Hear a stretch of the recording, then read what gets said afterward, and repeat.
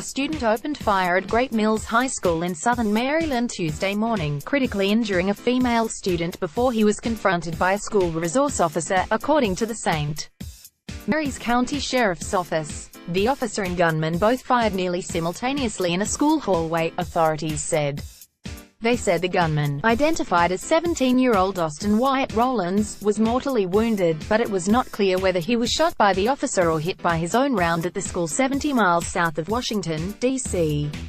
A third student was shot in the incident, but it not immediately clear by whom. Sheriff Timothy K. Cameron said at an afternoon press conference the shooter and two students, ages 16 and 14, were rushed to the hospital. The school resource officer, St. Mary's County Sheriff's Deputy Blaine Gaskell, was not injured, the sheriff said. Rollins was pronounced dead at 10:41 a.m. Cameron said.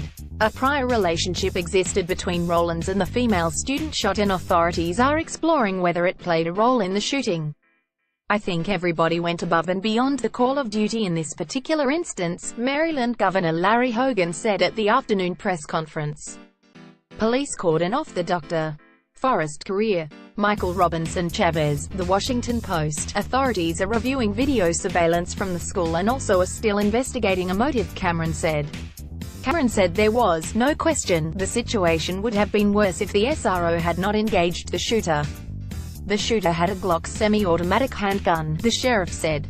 Gaskell was assigned to the school, which has 1,600 students, in August 2017. Its school day starts at 7:45 a.m., and the shooting occurred about 10 minutes later, according to local officials. MedStar St. Mary's Hospital said in a statement that it is treating the 14-year-old boy and he is in good condition.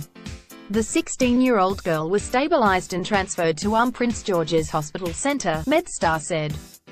The school was placed on lockdown as the situation unfolded and parents were warned to stay away.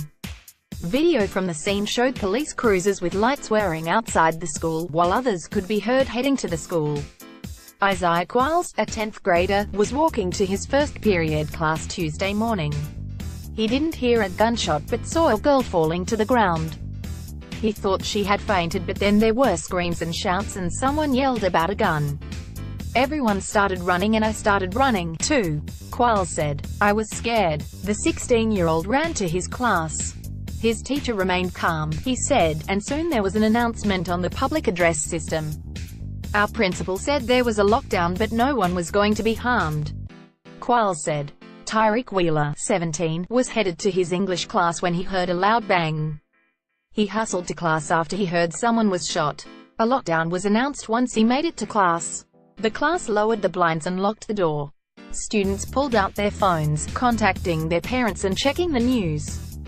Wheeler remembered thinking, is this really happening? Last week, Wheeler walked out with other Great Mills students to protest gun violence because kids shouldn't be taken from the world so early.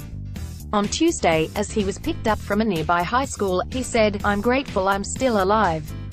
I'm grateful that I can see my mother and sister and, to be honest, I just want to get home. Wheeler's mother, Darlena Montague, said she was born and raised in the district but wanted to raise her son in southern Maryland because it was safer.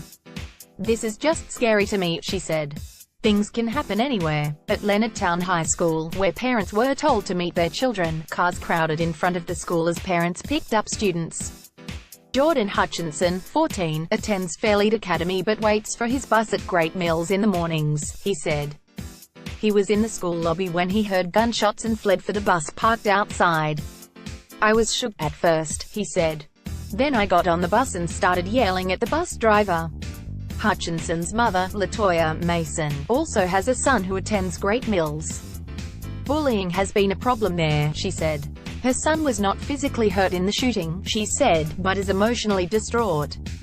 He told me he's not okay, and he needs to talk to someone about it, Mason said. Officials with the Bureau of Alcohol, Tobacco, Firearms and Explosives Hyattsville officers were on the scene. The FBI's Baltimore office also said they are on the scene, assisting local authorities. Rhonda Neville, who lives in Sebastian, FLA, has a niece who is in the 11th grade at Great Mills, and said in a phone interview that she was waiting to hear from her niece who is in the 11th grade at Great Mills. She hasn't heard from her or the girl's father, who is her brother-in-law. I'm sick over this, she said. Her two sons graduated from Marjorie Stoneman Douglas High School in Parkland, FLA, where a former student of the school last month shot and killed 14 classmates and 3 staff members. Neville said one of her sons texted her just after 9 a.m. after he heard about the Maryland school shooting. He had gone to Great Mills at one point, she said. He wrote, "Oh my God. There's a shooting.